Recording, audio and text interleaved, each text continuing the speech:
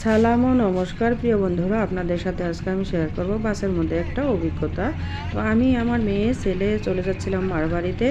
যখন নাকি আধা রাস্তায় পেয়ে গেলাম তখন একটা ছেলে উঠলো, শিকড় খাওয়া ছেলে। তো যখন পাশাপাশি সিটে বসলো তখন আমার মাথায় এত গরম হলো, দুর্গন্ধ, ঠান্ডার মধ্যে তো দরজা খিড়কি এমনি বন্ধ থাকে। ছেলেরও অবস্থা খারাপ হয়ে গেল, মেয়েরও অবস্থা খারাপ হয়ে গেল। সম্ভবত সব যাত্রীরই, যারা নাকি শিকড় প্রেমিক না তাদের সবারই এরকম খারাপ হয়ে গেল অবস্থা। তো এখন আমি কি করি, এত বিপদে পড়ে গেলাম। মানে আমি নিজেও যেতে পারি না, এদিকে ছেলেটাকে নামাই দিতে পারি না, অধিকার নেই। তো এখন কি করি, তবু আমি একবার বললাম যে তোমরা এসব যে কি খাও, এরকম অল্প রাগ মুডে আমি বলেছিলাম।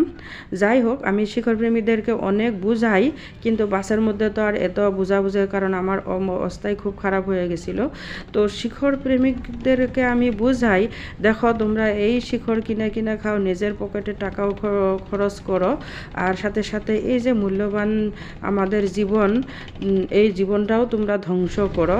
ওখানে লেখাই থাকে যে এটা খাওয়া ঠিক না, ক্যান্সার হয়, তবু তোমরা খাও। তোমাদেরকে অনুরোধ করি ভাই, তোমরা এসব খাইয়া নিজের দেহা তোমরা নিজে নষ্ট করো না, আর অন্যদের সাথে নিও না। তো তোমরা সাবধানে থেকো। আর এর জন্য দায়ী কে, আপনারা মতামত দিবেন বন্ধুরা। আল্লাহ।